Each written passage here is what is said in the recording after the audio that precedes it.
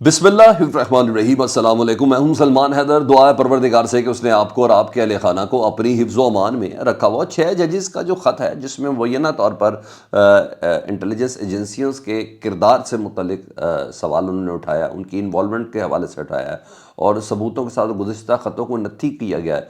उस ख़त का इतना स्ट्रॉन्ग इम्पैक्ट है कि इस वक्त मैंने आपको बताया कि ना सिर्फ इदारे, सुप्रीम कोर्ट, पाकिस्तान की, जी हाँ, वफाक की अलामतें, prime minister of Pakistan, Pakistan की इस्टेब्लिशमेंट, ये तमाम हिल के रह गए।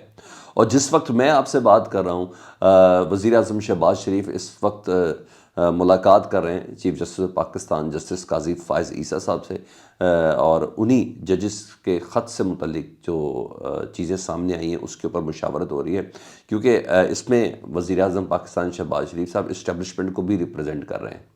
ये भी मैं आपको बता दूं, उनकी पूरी मुशावरत हुई है आर्मी चीफ और एजेंसीज़ के लोगों के साथ कि जनाब क्या कितनी कैसे इन्वॉल्वमेंट है, ये जो ख़त है इस ख़त के मामले के मुतल्लिक सदाकत कितनी है, उसको परसू कैसे करना है। और chief justice of Pakistan justice Qazi Faez Isa साहब का ये इम्तिहान है कि उन्हीं की जी हाँ, जो फ्रेटर्निटी के जो लोग हैं और उनके जूनियर्स हैं जिनके वो सरबराह हैं, उन्होंने ये दरख्वास्त दी कि सर हमारे फ़ैसलों के अंदर एजेंसीज़ के लोग किसी न किसी तरीके से मुदखल करते हैं।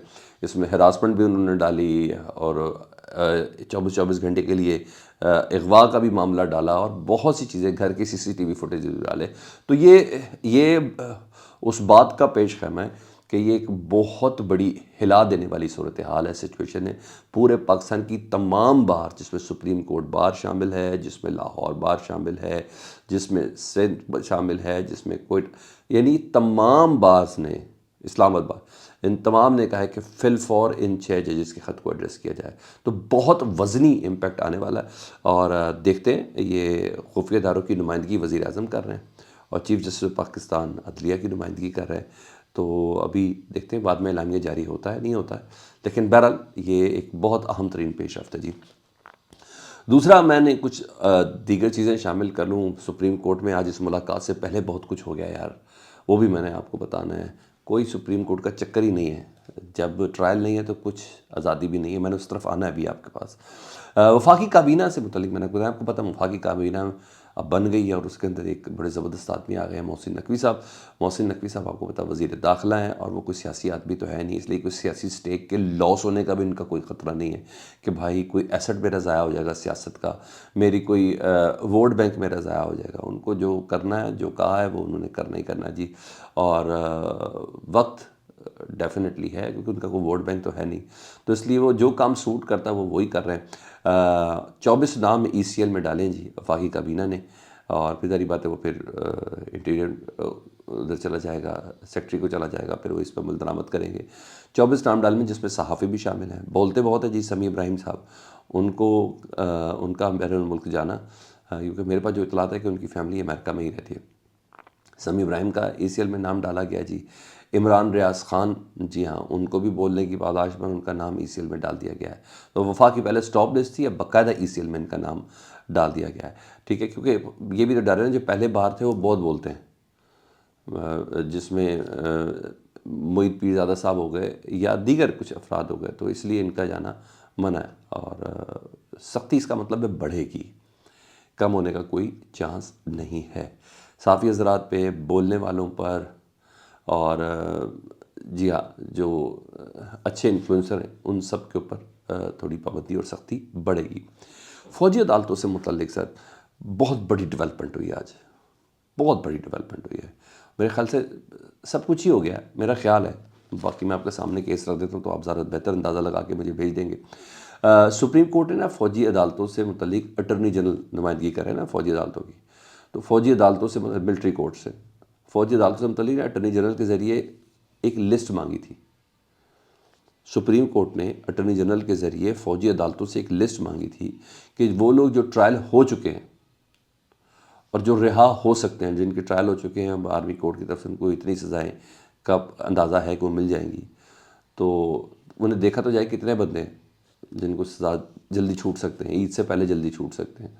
तो अटॉर्नी जनरल ने बताया कि 103 लोग हैं टोटल, और उन 103 में से 20 लोगों को रिहा किया जा सकता है। ठीक है जी। ان کی سزائیں کم ہیں، اور آرمی چیف کے پاس یہ اختیار ہے کہ ان کی سزاؤں میں رعایت دے سکتے ہیں اور وہ رعا ہو جائیں گے، مگر پہلے ذرا چیک کریں. انہوں نے کہا مگر پہلے، یہ ٹریپ ہی ہے، مجھے کیا لگتا ہے یہ، مگر پہلے سزاؤں پر فیصلہ سنانے کی اجازت دی جائے، کیونکہ سپریم کورٹ نے ملٹری کورٹس کو ٹرائل کی اجازت دی تھی، فیصلہ سنانے کی اجازت نہیں دی تھی.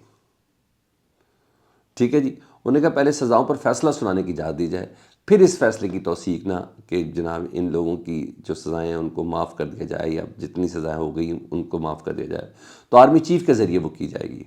تو جسٹس اظہر رضوی صاحب تھے، انہوں نے استفسار کیا کہ فوجی عدالتوں سے جو رہا ہو سکتے ہیں افراد، ان کے نام پوچھے ہوئے نام کیا؟ تو اٹارنی جنرل نے کہا نہیں، ہم آپ کو نام نہیں بتا سکتے جب تک ملٹری کورٹ سے فیصلہ نہیں آ جاتا. ملٹری کورٹ فیصلہ دے گی تو ہمیں پتہ چلے گا نا، وہ فیصلہ سامنے آئے گا تو ہم بتا سکتے ہیں کہ کون سے لوگ ہیں. تو پھر عدالت نے مشروط اجازت دے دی. عدالت نے ملٹری کورٹس کو، سپریم کورٹ نے ملٹری کورٹس کو مشروط اجازت دے دی کہ محفوظ فیصلہ سنا دیا جائے ان افراد کا جو 20 رہا ہو سکتے ہیں، جن کی سزائیں پوری ہو چکی ہیں. صرف وہ فیصلہ، ان لوگوں کا فیصلہ محفوظ سنایا جائے جو عید سے پہلے رہا ہو سکتے ہیں. یہ بہت بڑی پیش رفت ہے، اور اٹارنی جنرل نے یقین دہانی بھی کرا دی، اور اپریل کے تیسرے ہفتے میں اب سماعت بھی ملتوی کر دی. میرا اصل چیز بتاؤں کیا ہے، جب 20 افراد کے سلسلے میں فیصلہ سنانے کی اجازت مل گئی ہے ملٹری کورٹس کو، ٹرائل کمپلیٹ ہے، فیصلہ سنانے کی اجازت مل گئی، تو مجھے بتا دیں باقی 83 کے لیے بھی یہ فیصلہ ماننا پڑنا ہے، باقی 83 افراد کے لیے بھی یہ فیصلہ ماننا پڑنا ہے. تو مجھے یہی لگتا ہے کہ یہ جو گھیرا تھا نا، یہ گھیرے میں آ گئے جناب، ان کو کرنا پڑنا ہے. بعد میں بھی اجازت مل جائے گی 83 افراد کی بھی، مجھے اس کے علاوہ کوئی دوسری بات نہیں لگتی. مطلب میں کیا کہوں، مطلب یہ کہ سپریم کورٹ کے فیصلے جو ہے نا وہ ایک حد تک سنے جا سکتے ہیں، باقی وہی ہوگا جو ڈیسائیڈ کیا جائے گا، جس کو سنانے کی اجازت ہوگی. مجھے اس کا یہی مطلب لگتا ہے. دوسری اہم پیش رفت، کے پی کے حکومت نے باقاعدہ طور پر فوجی عدالتوں میں سویلینس کا ٹرائل کالعدم قرار دینے کے خلاف ایک درخواست دی تھی. وہ تھی یعنی فوجی عدالتیں ہونی چاہیے. تو وہ درخواست جو دی تھی وہ دی تھی نگران حکومت نے. تو اب آ گئے ہیں اصل حکمران کے پی کے میں، تو انہوں نے اس درخواست کو واپس لے لیا ہے. اور بات یہ ہے کہ سپریم کورٹ نے اس درخواست کو واپس لے بھی لیا ہے، اس کو منظور بھی کر لیا ہے. یہ کہ کے پی کے کی حکومت کہتی ہے کہ فوجی عدالتوں میں ٹرائل نہیں ہونا چاہیے. ٹھیک ہے جی. یہاں یہ ہوا، ہر فریق جناب بہرحال اس طریقے سے چل رہا ہے. اب یہ معاملہ یہ ہے کہ یہ کہہ رہے ہیں فوجی عدالتوں میں جو ٹرائل ہے وہ نہیں ہونا چاہیے. یہاں کیا ہوا، 9 مئی کے مقدمات میں سپریم کورٹ نے 5 پی ٹی آئی کے کارکنوں کو نہ رہائی کا حکم دیا تھا، ان کی ضمانت دی تھی. آج ان کی رہائی ہو گئی اڈیالہ جیل سے. جیسی رہائی ہوئی، 16 ایم پیوں کے تحت ان 5 افراد کو پھر گرفتار کر لیا. سپریم کورٹ سے رہا افراد کو آج 16 ایم پیوں کے تحت پھر گرفتار کر لیا گیا. اور میرے پاس خبر ہے کہ دیگر 19 افراد سے متعلق بھی یہ ہے کہ ان کو بھی 3 ایم پیوں کے تحت گرفتار کر لیا جائے گا. مطلب ٹرائل کے بغیر سپریم کورٹ کا فیصلہ بھی قابل عمل نہیں ہے. جی ہاں، اس کے علاوہ اس کا کوئی مطلب ہے، اور بڑی بات ہے، کوئی فرق نہیں پڑتا، جو کرنا ہے کر لیں. یہاں یہ پوزیشن ہے اس وقت چل رہی ہے. ایک بات ابھی ملاقات کے بعد دیکھ لیتے ہیں وزیر اعظم کی اور چیف جسٹس کی ملاقات کے بعد کیا چیزیں باہر نکلتی ہیں. کمنٹ سیکشن میں مجھے کمنٹ کرنا نہیں بھولیے گا. چینل دیکھیں تو چینل سبسکرائب کر دیں. اللہم صلی علی محمد و آل محمد.